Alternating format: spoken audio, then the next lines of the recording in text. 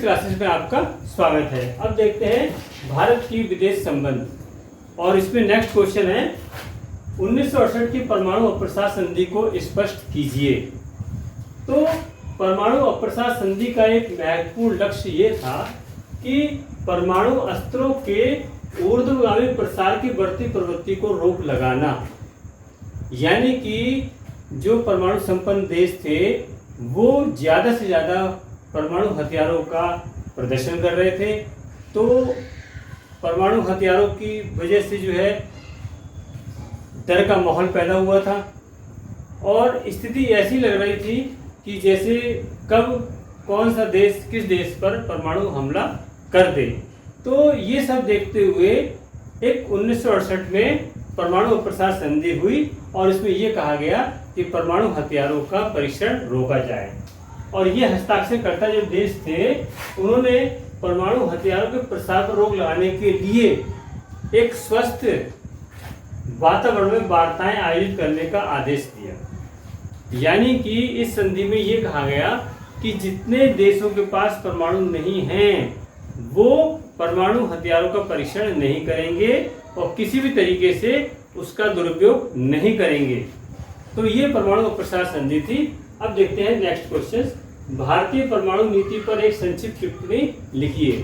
भारतीय परमाणु नीति पर एक संक्षिप्त टिप्पणी लिखिए। तो भारत परमाणु शक्ति का प्रयोग विनाशकारी उद्देश्यों के लिए करने के विरुद्ध था।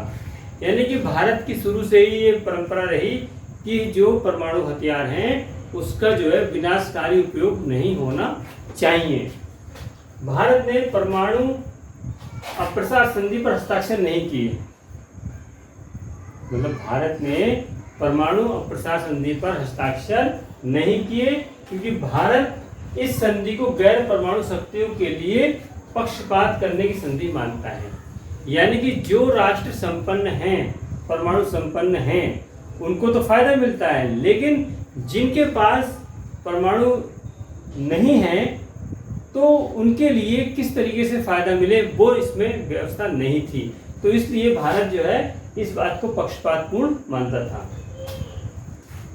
भारत ने 11 मई और 13 मई 1998 को 5 परमाणु परीक्षण किए, और भारत परमाणु अस्त्रों को पूर्णतः समाप्त करने का पक्षधर रहा है। यानी कि भारत ये चाहता है कि परमाणु अस्त्रों को पूर्णतः नष्ट कर दिया जाए ताकि कोई भी देश किसी भी देश पर हमला ना कर सके। तो मैं समझता हूँ आप इसे अच्छी तरीके से समझ गए होंगे।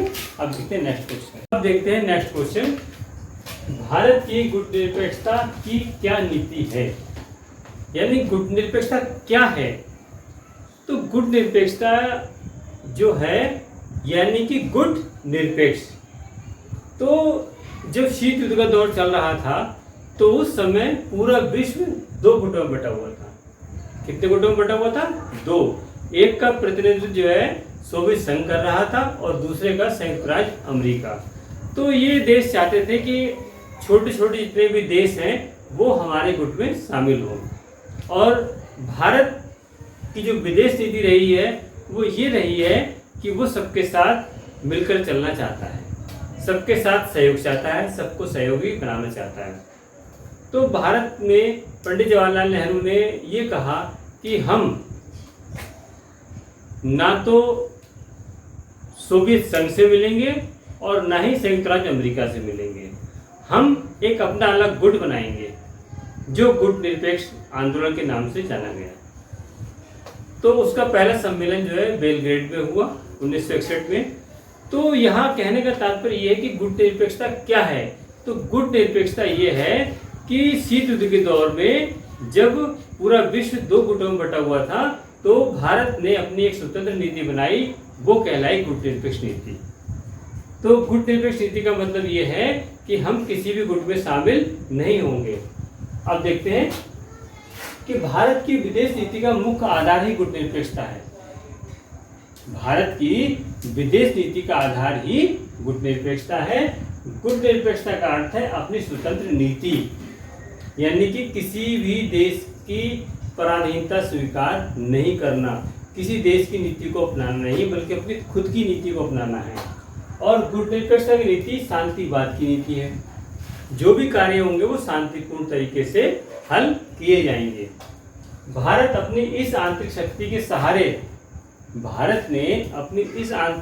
के सहारे वह सभी देशों के बीच विश्वास व सहयोग को अधिक से अधिक बढ़ाने पर बल दिया। यानी कि भारत शुरू से ये चाहता था कि वह सभी देशों के साथ मिलकर के चले, विश्वास में लेके चले, सहयोग की भावना के लेके चले, क्योंकि हमें भी अन्य देशों की आवश्यकता है और अन्य देशों को हमारी आवश्यकता है। तो ताकि विश्व को युद्ध व आर्थिक संकट से बचाया जा सके, क्योंकि अगर हम किसी एक गुट में शामिल हो जाएंगे तो दूसरे गुट के बुरे होंगे, तो नेचुरल बात है कि वो हमसे दुश्मनी करेगा। तो इन सब के कारण सोचते हुए भारत की विदेश नीति ये प्रमुख अंश रहा कि वो गुटनिरपेक्ष नीति को उन्होंने अपनाया ताकि किसी भी गुट में शामिल ना हो सके। मैं समझता हूँ आप इसे अच्छे प्रकार समझ रहे होंगे। सिविक्स क्लासेस में आपका स्वागत है। अब देखते हैं नेक्स्ट क्वेश्चन। भारत की विदेश नीति के 2 सिद्धांत बताइए। यानी कि भारत की विदेश नीति के वो कौन कौन से 2 सिद्धांत हैं जो आपको जानना आवश्यक है।